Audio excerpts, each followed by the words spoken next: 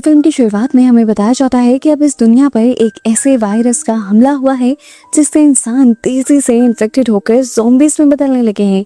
इस वायरस ने चंद ही महीनों में पूरी दुनिया को तकरीबन खत्म कर दिया है और बचे कुछ सर्वाइवर्स किसी तरह से नोवा सिटी के मिलिट्री सर्वाइवल कैंप तक पहुंचना चाहते हैं, जिसके बारे में भी अब कंफर्म नहीं है कि वो भी सेफ रहा है या नहीं। लेकिन सर्वाइवर्स के लिए बचने की सिर्फ वही उम्मीद है, इसीलिए वो वहां तक पहुंचने के लिए अपनी जान तोड़ कोशिश कर रहे हैं। और ऐसे ही दो सर्वाइवर्स को हमें मूवी के ओपनिंग सीन में जंगल में दिखाया जाता है। वो दोनों जल्द ही इस जंगल को पार कर हाईवे तक पहुंचना चाहते थे, लेकिन रास्ते में ही बहुत सारे ज़ॉम्बीज का उनके ऊपर हमला हो जाता है। एक लड़की उन ज़ॉम्बीज के हाथ लग भी जाती है और ज़ॉम्बीज चीर फाड़ कर उसे खा जाते हैं, जबकि दूसरी दोस्त अपनी जान बचाने के लिए वहां से भाग के सड़क पे निकल भी आती है। लेकिन अगले ही सेकंड एक एम्बुलेंस तेजी से आती हुई उसे कुचल जाती है और इस तरह ये दोनों लड़कियां भी मारी जाती हैं। असल में एम्बुलेंस के अंदर भी जो लोग थे वो सर्वाइवर्स थे और किसी तरह अपनी जान बचाना चाहते थे। एम्बुलेंस के अंदर थी डॉक्टर सोनिया अपने हस्बैंड के साथ। इस टाइम वो अपने एक साथी को बचाने की कोशिश कर रही थी, हालांकि साफ जाहिर था कि वो भी वायरस का शिकार हो चुका है और जल्द ही ज़ॉम्बी में भी बदल जाएगा। पर सोनिया को उम्मीद थी कि वो उसे बचा लेगी, लेकिन उसके पास ऐसा क्या जादू था ये तो मूवी में आगे पता चलेगा। खैर, अब इसी एम्बुलेंस में हम एक ऑफिसर को भी देखते हैं जिसने इन लोगों को गन पॉइंट पे लिया हुआ था। असल में उसके सारे साथी भी एक ऑपरेशन के दौरान मारे गए थे और वो भी उसी मिलिट्री कैंप में जाना चाहती थी जहां पर सर्वाइवर्स थे। गन पॉइंट पर वो इनकी एम्बुलेंस में तो आ गई, लेकिन अब वो चाहती थी कि सोनिया अपने साथी को जो कि इन्फेक्टेड हो रहा है उसे एम्बुलेंस से बाहर निकाल दे, लेकिन ये लोग ऐसा करना नहीं चाहते थे। लेकिन वो ऑफिसर उन्हें भी मारने की धमकी देती है और फिर ये एम्बुलेंस रुकवा लेती है।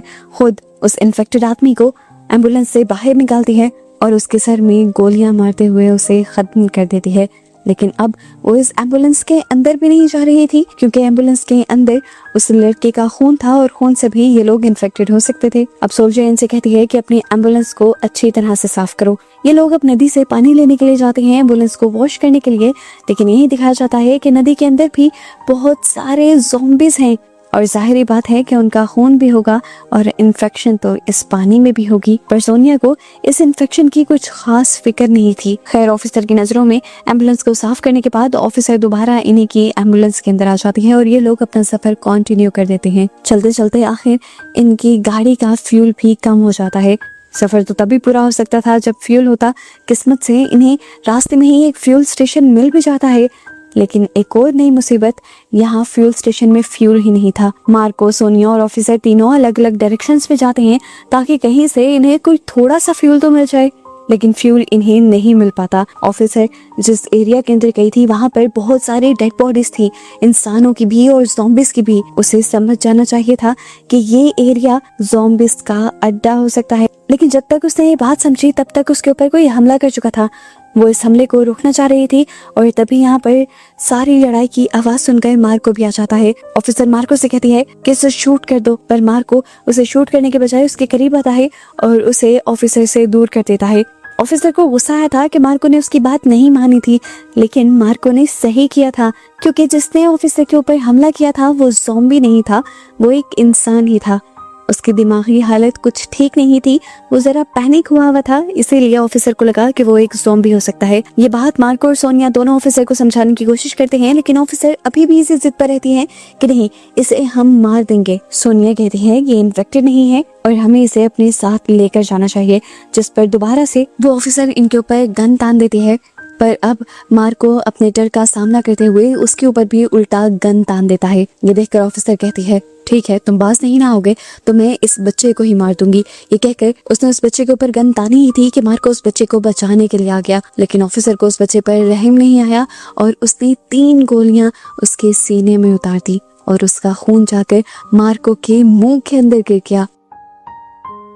उस बच्चे को बचाने के चक्कर में ऑफिसर की एक गोली मार्को के पेट में भी लग गई थी और इससे पहले कि ऑफिसर मार्को को भी खत्म कर देती, यहाँ पर सोनिया एक्टिव होती है और मार्को की गन उठाते हुए जल्दी से ऑफिसर के मुंह और सर पर शूट कर उसे खत्म कर देती है। फाइनली ऑफिसर से तो उनकी जान छूटी थी, अब ये लोग अपनी मर्जी से कहीं पे भी जा सकते थे, लेकिन मार्को इस टाइम बहुत ज्यादा जख्मी था और सोनिया को उसके इलाज करने की जरूरत थी।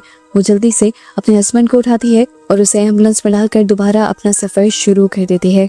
फ्यूल भी बहुत ज्यादा कम था, ज्यादा दूर तक वो जा नहीं सकती थी और यहाँ दोबारा उसकी किस्मत चल जाती है और उसे नजर आ जाती है करीब में ही एक बिल्डिंग। सोनिया के लिए ये अच्छा ठिकाना भी हो सकती थी और खतरा भी हो सकती थी, क्योंकि जहाँ जहाँ इंसान खत्म हुए थे वहीं वहीं ज़ॉम्बीज़ बने भी तो थे। वो सारे ज़ॉम्बीज़ इनके लिए खतरा भी हो सकते थे, लेकिन सोनिया के पास सोचने का ज्यादा वक्त नहीं था।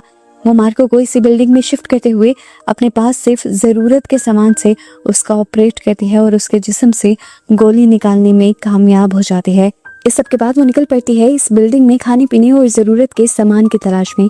साथ ही साथ उसे ये भी ख्याल रखना था कि कहीं उसका सामना किसी ज़ॉम्बी से ना हो जाए या फिर कोई ज़ॉम्बी पीछे से मार्को को नुकसान ना पहुंचा दे।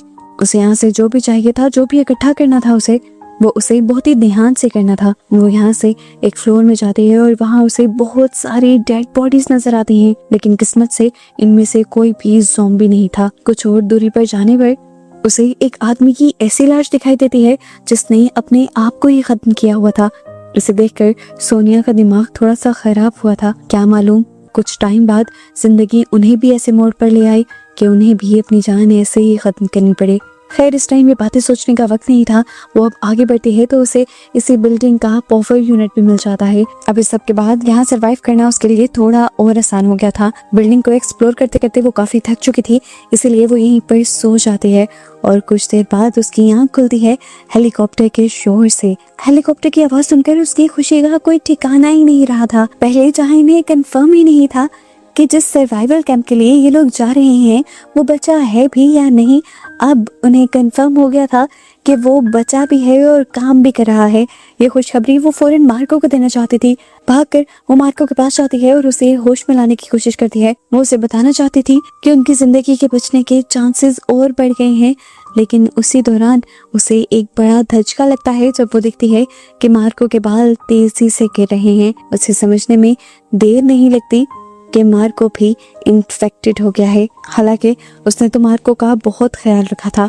असल में जिस टाइम मार्को ने उस बच्चे को बचाने की कोशिश की थी उस टाइम बच्चे का खून मार्को के मुंह में गिर गया था। वो बच्चा भी इन्फेक्टेड था, लेकिन ब्लड ग्रुप चेंज होने की वजह से वो अचानक से ज़ॉम्बी में नहीं बदला था, इसीलिए इनको नॉर्मल लग रहा था। अब उसका वायरस जो कि मार्को में आ गया था वो जल्दी असर दिखा रहा था, लेकिन इस सब के बावजूद भी सोनिया मार्को को साथ रखने का फैसला करती है, बजाय इसके कि वो मार्को को मार दे और अपनी जान मार्को से बचा ले। यहाँ उसके बिहेवियर से हमें कहीं ना कहीं ये लगता है कि सोनिया के पास कुछ तो ऐसा है जिससे उसे उम्मीद है कि वो हर इन्फेक्टेड इंसान को भी बचा सकते हैं, क्योंकि ऐसे ही मूवी के स्टार्ट में वो अपने इन्फेक्टेड हुए साथी को अपने साथ रखे हुए थी, क्योंकि उसे उम्मीद थी वो उसे भी बचा लेगी और अब उसे उम्मीद है कि वो मार्को को भी बचा लेगी। खैर, वो जल्दी से मिलिट्री कैंप में कांटेक्ट करने की कोशिश करती है रेडियो के जरिए और किस्मत से जल्द ही उसका कांटेक्ट हो भी जाता है। वो रेस्क्यू टीम को इस बिल्डिंग में आने को कहती है जिसमें वो रुकी हुई थी और मिलिट्री वाले उसे उम्मीद देते हैं कि वो जल्द ही उस तक पहुंच जाएंगे। ये सुनकर तो सोनिया खुशी से पागल होने लग जाती है। उसे उम्मीद नहीं थी कि सब कुछ इतना जल्दी इतना सही टाइम पे हो सकता था। अब उसकी उम्मीद और भी ज्यादा बढ़ गई थी कि वो मार्को को ठीक कर लेगी। मार्को के बगैर रहने का वो सोच भी नहीं सकती थी, खासकर इस टाइम पर जब उनकी फैमिली बढ़ने वाली थी, यानी सोनिया प्रेग्नेंट भी थी। खैर, वो अब मार्को के पास जल्दी से आती है और उसे खुशखबरी देती है कि मिलिट्री वाले उसे लेने के लिए आ रहे हैं। पर मार्को प्रैक्टिकल होकर सोचता है और सोनिया से कहता है कि इन सब चीजों का इतना स्मूथली हो जाना मुझे ठीक नहीं लग रहा। सोनिया उसे हौसला देती है और उसका जख्म चेक करने लगती है। वो देखती है कि मार्को का जख्म बहुत ज्यादा बिगड़ चुका था, लेकिन वो ये बात मार्को से छुपा लेती है और उसे कहती है कि तुम्हारा जख्म ठीक हो रहा है और जल्द ही सब कुछ नॉर्मल भी हो जाएगा। पर अगले ही सेकंड मार्को सोनिया का झूठ पकड़ लेता है, क्योंकि उसे अब खून की उल्टी होने लगी थी और उसके बाल भी झड़ने लग गए थे। अपनी ऐसी हालत को देखते हुए मार्को सोनिया के ऊपर गुस्सा करने लगा, चिल्लाने लगा। वो उससे पूछ रहा था, बताओ मुझे क्या हो रहा है। आखिर में मजबूर होकर सोनिया को उसे बताना पड़ ही जाता है कि वो उस वायरस का शिकार हो गया है, जो वायरस सभी इंसानों को खा गया है। ये चीज मार्को को तोड़ देती है, लेकिन यहाँ सोनिया उसे उम्मीद दिलाती है कि प्लीज हिम्मत मत हारो, एक दिन सब कुछ ठीक हो जाएगा। मैं तुम्हें ठीक कर दूंगी। अब मार्को से अपनी हालत देख ही नहीं चाहती, वो रोने लग जाता है, गिड़गिड़ाने लग जाता है और सोनिया से कहता है कि प्लीज मुझे मिलिट्री वालों के एक्सपेरिमेंट का शिकार मत होने देना, प्लीज उससे पहले ही तुम मुझे पकड़ कर खत्म कर देना, मार देना। वादा करो मुझसे सोनिया, तुम मेरे साथ ऐसा ही करोगी। मार्को बार बार उससे कह रहा था, पर सोनिया यहाँ पर खामोश थी। वो अपने हस्बैंड के लिए कैसे ये सब बातें कह सकती थी, वो कैसे उसे मार सकती थी। उसकी खामोशी को देखते हुए अब मार्को भी हिम्मत हार लेता है और यहाँ पर गन उठाकर खुद को ही शूट करने की कोशिश करता है, पर सोनिया यहाँ पर उसे रोक लेती है और उसे अपनी कमर पर एक बाइट मार्क दिखाती है। वो बताती है कि ये मार्क एक ज़ॉम्बी के काटने का है। पर क्या जानते हो मेरे साथ सबसे अलग क्या हुआ?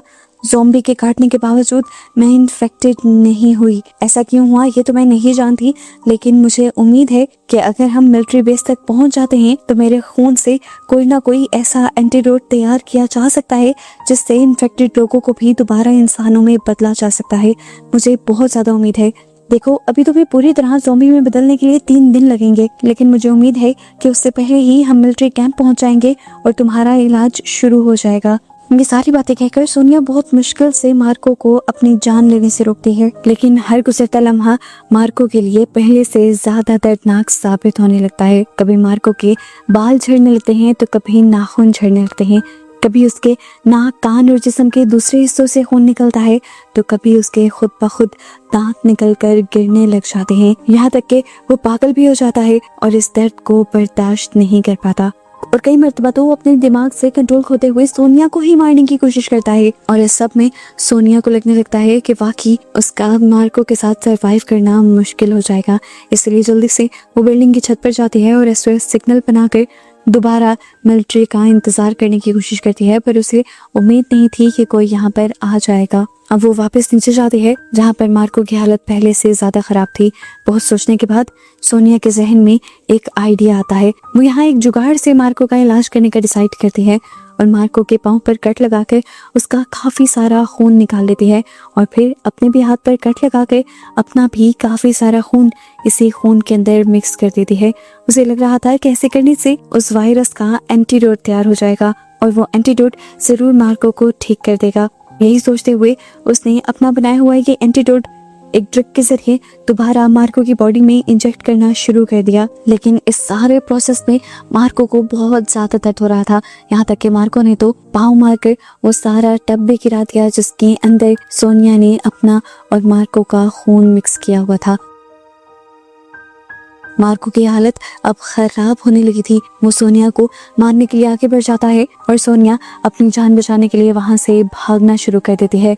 अपने बचाव के लिए वो पास से एक चाकू उठा लेती है, लेकिन इससे पहले कि वो दरवाजा खोलकर दरवाजे के दूसरी तरफ खड़े मार्को के ऊपर हमला कर पाती, उससे पहले ही मार्को होश में आ जाता है और गिड़गिड़ा के सोनिया से माफी मांगने लगता है, ये कहते हुए कि प्लीज मुझे माफ कर दो, मैं अपने ऊपर कंट्रोल नहीं रख पा रहा, मुझे पता नहीं चलता कि कब मैं जानवर बन जाता हूँ और कब तुम्हें मारने के लिए पड़ जाता हूँ। तुम प्लीज मुझे मार दो और अपनी जान बचा लो। उसकी आवाज का ये दुख सुनकर सोनिया भी टूट गई थी। वो जल्दी से दरवाजा खोलती है और मार्को को गले लगा लेती है। उसे किसी भी हाल में मार्को को ठीक करना था, पर अब ये सब उसके लिए काफी मुश्किल लग रहा था। उसने फैसला कर लिया कि वो मार्को को कम से कम मिलिट्री का शिकार नहीं बनने देगी जैसा मार्को चाहता था। इसीलिए वो खुद ही मार्को की लाइफ को खत्म करने का फैसला करती है और उससे ज्यादा दर्द ना हो इसीलिए वो पहले मार्को को बेहोश कर देती है। इसके बाद उसने जहर का एक इंजेक्शन भी तैयार कर ही लिया था, लेकिन वो मार्को को लगा ही नहीं पाई। वो अपने हस्बैंड को कैसे मार सकती थी जिसके साथ वो पूरी लाइफ गुजारना चाहती थी, उसकी लाइफ वो खुद कैसे खत्म कर सकती थी। अब सोनिया फैसला करती है कि वो मार्को को जाकर नीचे बेसमेंट में बंद कराएगी ताकि मार्को उसे नुकसान ना पहुंचा सके, जबकि दूसरी तरफ वो खुद मिलिट्री बेस के अंदर जाएगी और एंटीडोट बनाने की कोशिश करेगी ताकि जल्द से जल्द वो मार्को का इलाज कर सके। यही सोचते हुए वो बेहोश मार्को को घसीटते हुए नीचे बेसमेंट में ले जाती है और इतने में अभी ऊपर आती ही है कि कोई उसके ऊपर हमला कर देता है। वो हैरान थी, यहाँ पर बहुत सारे लोग आए थे। ये लोग उसे बताते हैं कि ये सब उसी के बुलाने पर आए हैं। सोनिया कंफ्यूज हो जाती है कि उसने इन सबको कब बुलाया था। तब ये लोग बताते हैं कि जिस कैंप को मिलिट्री कैंप समझकर सोनिया ने कांटेक्ट किया था, असल में वो इन्हीं के ग्रुप का कैंप था और वो यहाँ पर सोनिया की मदद करने नहीं आए थे। असल में सोनिया ने उस टाइम बताया था कि उसके पास एक एम्बुलेंस है। अब एम्बुलेंस में कुछ मेडिसिन और जरूरत की चीजें भी हो सकती थी और साथ ही साथ वो चल भी रही थी।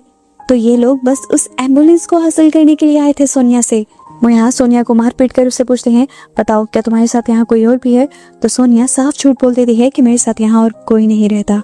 इस सब के दौरान यहाँ पर जो लड़की आई हुई थी उसे याद आ जाता है कि जब सोनिया ने उससे कांटेक्ट किया था तब उसे बताया था कि वो 2 लोग हैं। वो यहाँ पर उसके साथ सख्ती करती है और बताती है सच सच बोलो, दूसरा इंसान कहाँ है? तब सोनिया एक और झूठ बोलती है और कहती है कि वो पागल हो गया है और जंगलों में भाग गया है। अब ना चाहते हुए भी लोगों को सोनिया की बात पर यकीन करना पड़ता है और यहीं पर सोनिया देखती है कि इनका एक साथ ही जख्मी है। सोनिया इन सबको बताती है कि मैं डॉक्टर हूँ और मैं इसका इलाज कर सकती हूँ। उनके बिना कहे ही सोनिया उनका इलाज भी करती है और उनकी मदद भी करती है। और जब वो देखती है कि ये सब लोग अपने अपने कामों में मगन हो गए हैं, तभी वो एक बेहोशी का इंजेक्शन लेकर नीचे बेसमेंट की तरफ बढ़ जाती है। वो माइको को एक और बेहोशी का इंजेक्शन लगाना चाहती थी ताकि वो ज्यादा देर बेहोश ही रहे, शोर ना करे और इन लोगों को उसके बारे में पता ना चले, क्योंकि अगर इन लोगों को पता चल जाता तो वो फौरन मार्को को मार देते।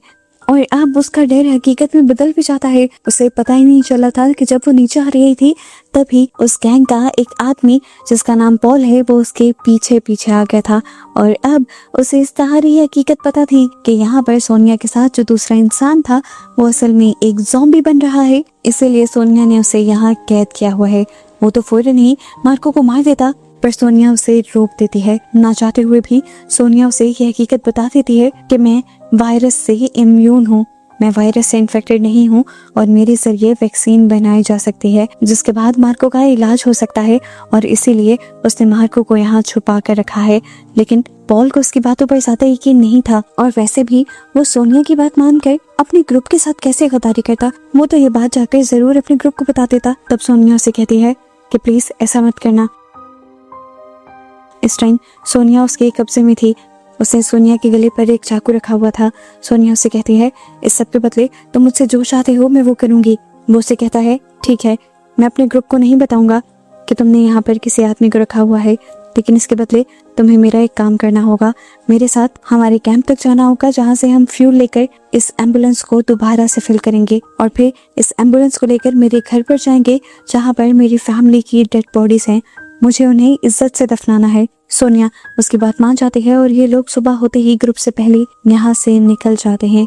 जल्दी ये लोग उस कैंप में पहुंच गए थे। वहाँ पर बहुत सारा फ्यूल और रेडियो सिस्टम भी था। सोनिया वादे के मुताबिक यहाँ आकर उसे एम्बुलेंस की चाबी दे देती है और ये रेडियो सिस्टम इस्तेमाल करते हैं। वो यहाँ से मिलिट्री को कांटेक्ट करना चाहती थी, लेकिन काफी ट्राई करने के बाद भी मिलिट्री से कोई कांटेक्ट नहीं हो पाता। वो मिलिट्री को अपना एड्रेस बताती है, 2 सर्वाइवर्स के होने के बारे में बताती है, लेकिन जब उसे कोई जवाब नहीं मिलता तो वो आखिरी बार यही आजमाती है कि वो सच सच ये बात बता देती है कि मैं वायरस से इम्यून हूँ और मेरे ब्लड से वैक्सीन तैयार की जा सकती है। साथ में सोनिया ने ये भी बता दिया था कि वो खुद भी एक रिसर्चर है और डॉक्टर है। ये मैसेज उसने लूप पर लगा दिया था ताकि बार बार ये मैसेज मिलिट्री को पहुंच सके और उसने अपना एड्रेस भी इस सब में रिकॉर्ड कर दिया था। वो जानती थी कि यहाँ पर वो ज़्यादा देर रह नहीं सकती, लेकिन जब तक दूसरे लोग इस कैंप तक आएंगे तब तक उसे होप थी कि मिलिट्री वाले उसका मैसेज सुन ही लेंगे। इससे पहले कि ये लोग अपना सारा काम कंप्लीट करके यहाँ से निकल पाते, यहाँ पर बहुत सारे ज़ॉम्बीज़ आकर इन लोगों के ऊपर हमला करने लग जाते हैं। पॉल उन ज़ॉम्बीज़ से लड़ने की कोशिश करता है, पर इस सब में एक ज़ॉम्बी उसे काट लेता है। पीछे से सोनिया भी सारे ज़ॉम्बीज़ को शूट करके मारने की कोशिश करती है, पर एक के बाद एक ये ज़ॉम्बीज़ आते ही जा रहे थे। यहाँ पर पॉल सोनिया से कहता है कि तुम यहाँ से भाग जाओ, मुझे पहले ही ये ज़ॉम्बीज़ काट चुके हैं, मैं तो इन्फेक्टेड हो ही चुका हूँ, लेकिन कम से कम तुम अपनी जान बचाओ। पॉल अच्छा इंसान था। सोनिया को बचाने के लिए वो खुद उन सारे ज़ॉम्बीज़ से अकेला भिड़ गया और आखिर उसका ये हुआ कि ज़ॉम्बीज़ ने उसे चीर फाड़ खाया और सोनिया सेफ्टी से वहां से निकल गई। भागते भागते सोनिया जब इस बिल्डिंग तक पहुंची तो हमें दिखाया गया कि एक ज़ॉम्बी उसके पीछे भी पहुंच चुका था। वो उसे मार ही देता, पर उससे पहले ही यहाँ गोली चलने की आवाज आती है और वो ज़ॉम्बी गिर जाता है। पता चलता है कि जो ग्रुप यहाँ पर आया हुआ था उसी ग्रुप के लीडर ने उस ज़ॉम्बी को मारा था और अब वो सोनिया को पकड़ चुके थे, क्योंकि उन्हें लग रहा था कि सोनिया ने उसके साथ गद्दारी की थी। इसी की सजा के तौर पर वो सोनिया को टॉर्चर करने लगते हैं और यहाँ जहाँ सोनिया को दर्द महसूस होता है वही दर्द दूसरी तरफ मार्को भी महसूस कर पाता है, क्योंकि उसकी बॉडी के अंदर सोनिया का म्यूटेटेड ब्लड था। यहाँ सोनिया जब मार्को को आवाज देती है तो मार्को तड़प उठता है और एक अजीब सी ऐसी आवाज निकालता है जिससे आसपास मौजूद सारे के सारे ज़ॉम्बीज इसी बिल्डिंग की तरफ अट्रैक्ट होने लग जाते हैं। ये नजारा देखकर ये सब लोग भी बहुत ज्यादा हैरान हो गए थे।